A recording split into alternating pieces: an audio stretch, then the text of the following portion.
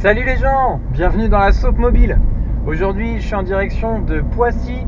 Je me rends à la boutique Spec Ops, qui est une boutique d'articles d'airsoft et un shop pour les répliques en termes d'upgrade, de modification et de réparation. J'ai laissé au gérant du shop ma réplique afin qu'il puisse un peu l'upgrader en vue de Border War.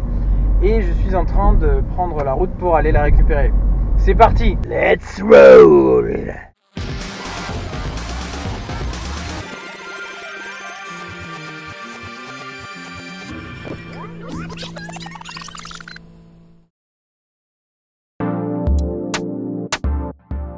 Bienvenue à Poissy du coup. On n'est pas chez moi comme d'habitude. Aujourd'hui je vous propose un format un petit peu différent de ce que je fais habituellement et je vais tenter un truc un peu spécial. Donc 2 épisodes un peu plus orientés vlog qui va suivre un peu la préparation en prémisse de Border War en fonction de plein de petits détails. Ça va être un petit peu de paint job, un peu de préparation de matériel, voilà, ce genre de choses. Et on va découvrir ça au fil de la vidéo. Donc il y a un chapitrage qui est disponible en bas du menu, dans le descriptif de la vidéo.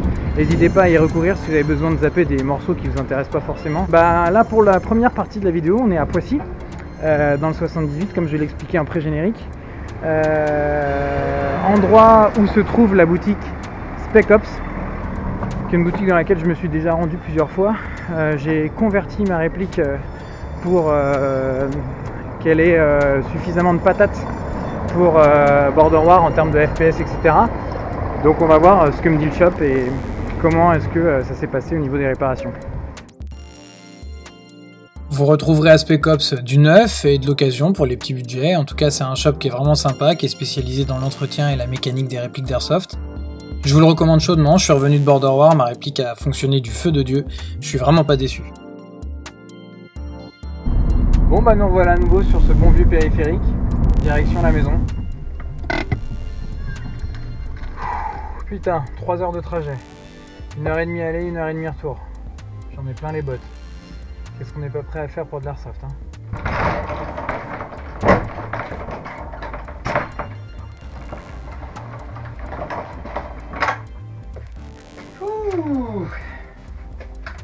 Bon, voilà, de retour de Poissy. On va regarder un petit peu le matos. Et voilà, alors que je vous explique un petit peu. Me voilà de retour de Spec Ops. Donc ma réplique. A priori, comme ça, rien n'a changé. Mais les changements sont intérieurs. La gearbox a été remplacée. La raison, c'est celle-ci. Voilà l'ancienne gearbox qui était trop usagée pour pouvoir encaisser en fait la pression exercée par le nouveau ressort, le piston, le moteur, etc. Donc le technicien m'a expliqué que la gearbox était en plus fissurée à un endroit ici, et du coup il était à peu près sûr et certain qu'avec la puissance augmentée, ça casserait sans doute arrivé à Border War. Donc il valait mieux changer la gearbox. Ça fait quand même un peu plus de 6 ans que j'ai ma réplique. Donc je me suis dit que c'était pas non plus une grosse bêtise. Donc on a une nouvelle gearbox VFC à l'intérieur. Le câblage est toujours câblage avant. Les FPS en sortie là du coup en test de tir sont à 453. Ce qui est la puissance la plus haute que j'ai eue jusqu'à maintenant sur cette réplique. Évidemment c'est une réplique que j'utiliserai que pour Border War et une législation qui ne soit pas une législation française.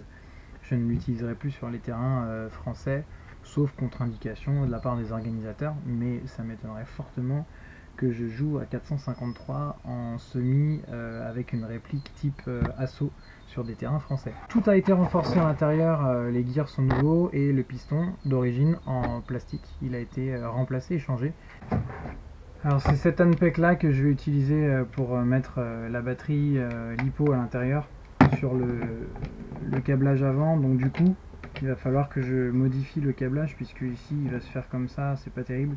Je voudrais faire passer le câblage vers le bas pour pouvoir sortir la DIN en dessous du cover rail. Voilà, donc c'est ce que je vais faire. On voit sur ce plan que mon handpack n'est pas encore peint, vous verrez en fin de vidéo le petit paint job que j'ai fait dessus. Finalement j'ai pas réussi à défaire le câblage dans la mesure où j'ai pas réussi à passer le DIN à travers les trous du Iris. Au retour de BW j'ai retiré le domino et je l'ai reconnecté ailleurs en fait. Putain, c'est toujours une chienlit à passer ces putains de connecteurs à travers les trous du RIS. C'est la merde. J'ai ensuite remonté les accessoires de ma réplique, ici la poignée du puits de chargeur Fab Défense. Je n'ai pas encore d'aide à la visée sur mon AEG, mais il faudra que j'investisse pour le prochain Border War, c'est sûr.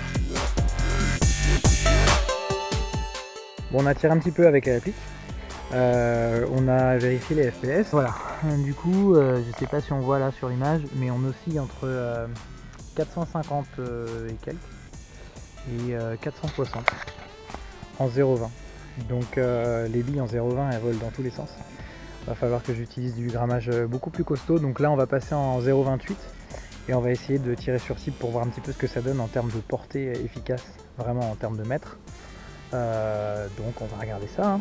C'est parti. Donc j'ai mis des cibles sur des chevalets que j'avais fabriqués il y a un petit moment déjà. Il me semble les premières sont à 32 mètres et la dernière là-bas tout au fond est à une quarantaine de mètres. Et en fait, on va tirer de l'orée de la forêt là-bas. Chose dont on n'a pas forcément l'habitude, parce que quand on joue en France avec des normes standards à 350 fps max, on n'a pas vraiment cette distance d'engagement. En tout cas, c'est rare de l'avoir. Enfin, moi personnellement, ça m'est jamais arrivé. Du coup, là, quand on se met ici, l'endroit où on va tirer, bah, regardez ce que ça donne. C'est assez impressionnant, hein. Honnêtement, pour tirer ne serait-ce qu'à 40 mètres dans une cible de cette taille là, c'est du A3 le papier, faut vraiment être sniper. Donc bon bah on va voir ce que ça donne. C'est impressionnant parce que les cibles sont très loin et honnêtement on se rend pas compte de la distance que ça implique comme ça quand on est en partie. Je suis passé en grammage de 0,28. Je joue fréquemment en forêt et c'est vrai que les distances d'engagement en forêt sont quand même beaucoup plus raccourcies que dans une plaine comme ça, quand on a un champ de vision élargi avec un plein soleil. C'est vrai qu'à 40 mètres, tirer sur des cibles, c'est assez impressionnant. Sur l'ensemble des tirs que vous êtes en train d'entendre, je crois que j'ai mis seulement 3 billes sur la dernière cible. Ok, le hop-up n'est pas du tout réglé. Bon, shooting test numéro 2, on va peut-être y arriver. J'ai réglé mon hop-up sans cible et là j'espère pouvoir en toucher une ou deux. Déjà, faut que je vois ma bille.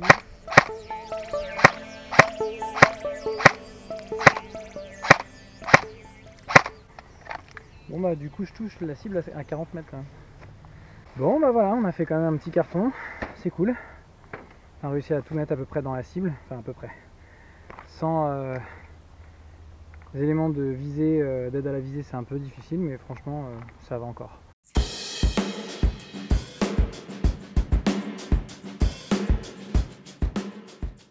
Bon, comme toute customisation qui se respecte, il ne faut pas oublier le paint job, hein.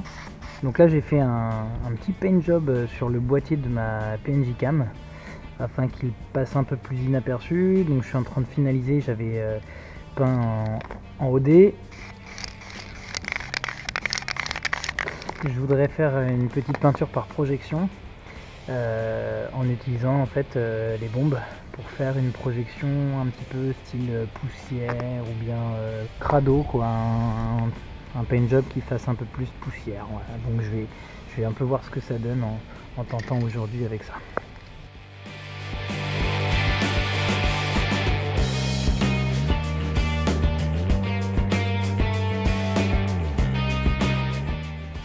Alors évidemment il faut mettre le clair sur le foncé sinon ça marche pas.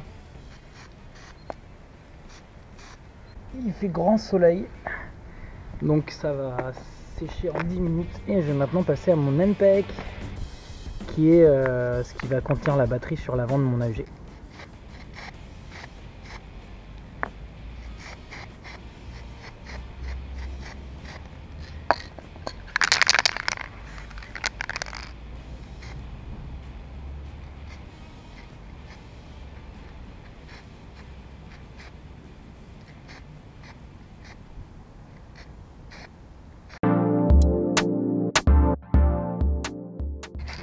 La Sympacolor marron, elle est... D'ailleurs c'est pas de la Sympacolor en fait, c'est une fausse Sympacolor. C'est une OP ou je sais pas quoi, et dessus il y a une étiquette Sympacolor, mais le type qui me l'a vendu, enfin, c'est de la bonne bombe, hein, mais le spray est vachement plus fort, c'est plus dur de faire des petites propulsions délicates. Mais bon, je fais ça un peu à l'arrache en même temps, hein. Je m'applique pas spécialement, là c'est vraiment rapido avant de partir. Voilà, on va dire que c'est pas trop mal comme ça. Il reste plus qu'à coller les petits autocollants. Ça a plus de gueule comme ça. Ça manque de OD, hein. Moi j'aime bien le OD quand même. Dans le style, ça donne un rendu à peu près comme ça. Voilà. Ça fait un côté un petit peu, post-apo, je trouve. Il y a un côté un peu distressed paint avec de l'effacement, etc. Ça donne un petit côté usé. En fait, pour la petite histoire, je me suis rendu compte que j'avais pas peint ces deux trucs-là en faisant mon sac pour commencer à organiser mon matériel, et du coup je me suis dit que ça allait être la grosse galère si j'avais des trucs bien brillants sur moi comme le boîtier de la Penjican. Donc voilà, je me suis décidé à les peindre vite fait en faisant mon sac, et j'ai vraiment été rapide, hein, comme vous avez pu le voir. Bon, je ne vais pas montrer tout sur la vidéo, mais c'était à peu près de cet acabit là.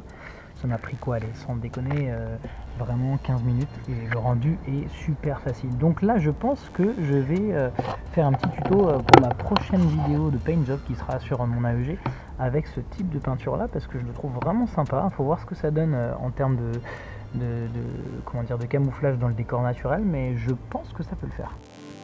Voilà les gens, c'était l'épisode numéro 1 de Rewind. N'hésitez pas à me faire part de vos commentaires, j'en tiendrai compte pour le prochain épisode qui va sortir incessamment sous peu. N'hésitez pas à partager cette vidéo, à la liker, à vous abonner à la chaîne, et je vous dis à la prochaine pour l'épisode 2. Ciao!